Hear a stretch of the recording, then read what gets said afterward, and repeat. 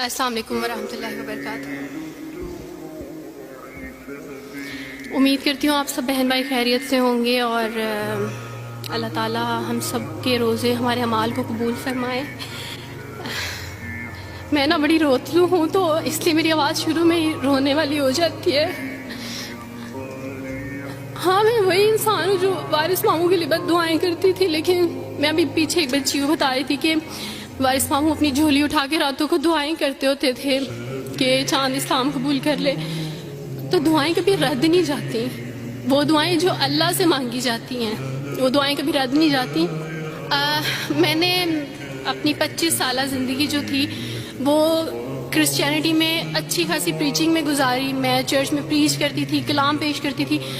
ایک آپ کہہ لیں کہ کٹر مسیحی تھی میں، اور ایسی مسیحی تھی جو وارث ماموں کو یعنی بولنے نہیں دیتی تھی فیملی میں۔ جب مجھے پتہ چلتا تھا کہ آج وارث ماموں فلاں فیملی میں وزٹ کر کے گئے ہیں، میں اس گھر میں پہنچ جاتی تھی اس سے پہلے کہ وارث ماموں کی باتیں ان کے ذہن پہ اثر کریں۔ مجھے خدا کا کلام پیش کرنا ہے، ان کے گھر پہ جا کے دعا کرنی ہے تاکہ شیطان اپنا کام نہ کرے، بیکاز میرے نزدیک وارث ماموں جو کام کر رہے تھے وہ شیطان کا کام تھا، کیونکہ وہ خداوند سے دور کر رہے تھے میرے لوگوں کو۔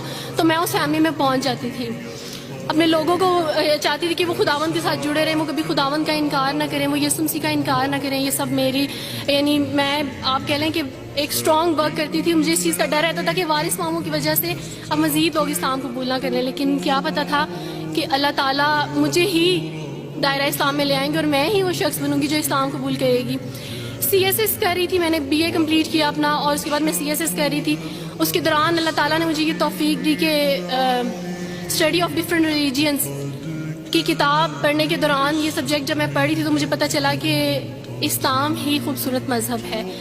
اچھا آپ یقین جانیں وارث ماموں رمضان میں قرآن پاک ڈسٹریبیوٹ کرتے تھے اور راشن دیتے تھے، تو میرے بھائی کے ایک جہاں ڈیوٹی کرتے ہیں وہاں ایک انکل تھے، گارڈ تھے، ان کے لیے قرآن پاک لے کے ان سے رکھا ہوا تھا اور راشن بھی لے کے رکھا ہوا تھا، اور میں اس قرآن پاک کو نا چھپا چھپا کے اپنی سیف میں رکھتی تھی اور ڈرتی تھی کہ کسی دن میں اس کو کھول نہ لوں۔ اکثر ایک دو دفعہ پکڑا کہ کھول کے دیکھوں تو صحیح، کوئی نہ کوئی غلطی تو ہوگی نا اس قرآن میں بھی، یہ تو بڑی باتیں کرتے ہیں بائبل کے بارے میں، کچھ نہ کچھ تو ہوگا۔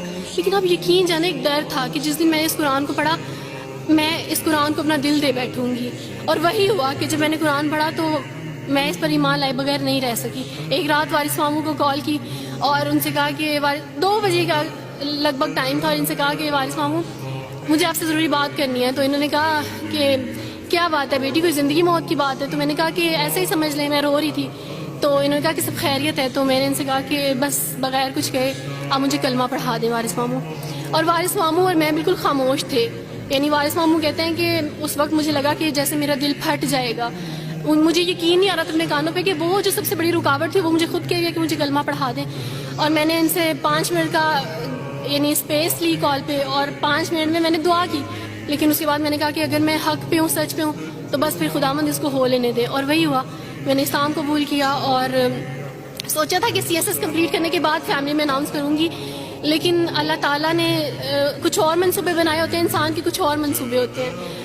آپ یقین جانے میری فیملی کو جلدی پتہ چل گیا۔ ایک رات میرے بابا نے وارث ماموں کو گھر بلایا اور ان سے کہا کہ ہم چاند کی شادی کرنا چاہتے ہیں، آپ اس سے پوچھ دیں کہ اگر کسی کو پسند کرتے ہو تو ہم اس کی شادی اس سے کر دیں، ہم جو ہے نا وہ اس کی مرضی کے خلاف نہیں جائیں گے۔ تو میں نے ان سے کہا کہ آپ ایسا نہیں کر پائیں گے۔ انہوں نے کہا کہ نہیں ہم کر سکتے ہیں۔ مجھے یہ تھا کہ مجھے پچھتاوا نہ رہے کہ میں نے شاید اس دن پاپا سے بات کرتی تو پاپا مان جاتے۔ تو میں نے ان سے کہا کہ پاپا میں ایک مسلمان مرد سے شادی کروں گی، آپ ایسا میرے لیے کر سکتے ہیں؟ اگر آپ کسی مسلمان سے میری شادی کریں گے تو ٹھیک ہے، میں شادی کرنے کے لیے تیار ہوں۔ میری گھر میں ایک سناٹا چھا گیا، اور اس خاموشی کے بعد جو ہے یعنی سب فیملی والے رونے شروع ہو گئے۔ انہوں نے کہا کہ آپ اپنے مذہب میں واپس آ جاؤ، لیکن یہ ہے کہ میں دین اسلام قبول کر چکی تھی۔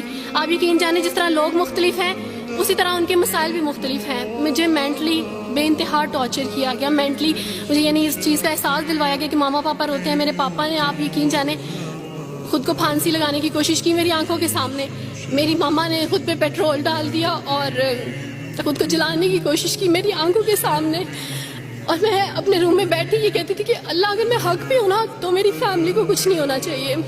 پھر بہرحال مجھے میری فیملی سے نکال دیا گیا، یہ اس ڈر سے کہ میری وجہ سے دوسرے بہن بھائی بھی اس راہ پہ نہ چلے جائیں، اور وارث ماموں کو بلا کے مجھے گھر بھیج دیا گیا، ان کے گھر بھیج دیا گیا۔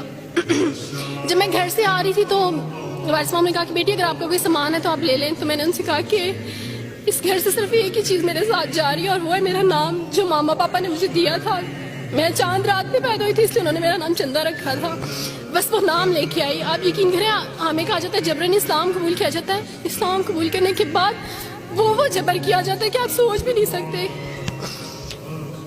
آپ کو اپنے ماں باپ سے ہی ملنے نہیں دیا جاتا. آپ کو اپنے ہی چھوٹے بہن بھائیوں کے پاس نہیں جانے دیا جاتا. آپ میں ہاسپٹل میں تھی ڈلیوری کے ٹائم. آپ یقین جانے میرے پاس کوئی بھی نہیں تھا جو مجھے بیڈ سے اٹھا کے بٹھا سکتا.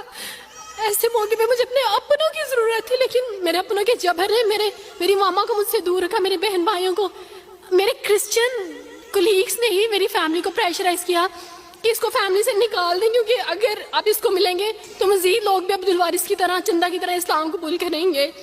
میں نا ہاسپٹل میں لوگوں سے کہتی تھی کہ مجھے بیڈ سے اٹھا کے بٹھا دیں, سیزیرین کے بعد میں اٹھ نہیں سکتی, میرا بیبی رو رہا ہے, کوئی مجھے بیبی پکڑا سکتا ہے. آئیڈیا ہی نہیں تھا ہاسپٹل میں کیا کیا لے کے جاتے ہیں. میرے پاس ایک ایسا دوپٹہ نہیں تھا جو میں چینج کر سکتی. ایسے موقعوں پہ آپ یقین جانے آزمائش اور جبر اسلام قبول کرنے کے بعد ملتا ہے.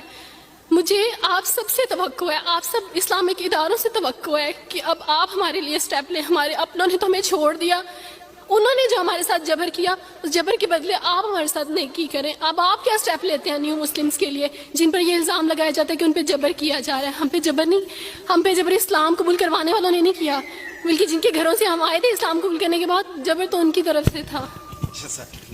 کبھی کٹے بیٹھ کے روئیں گے.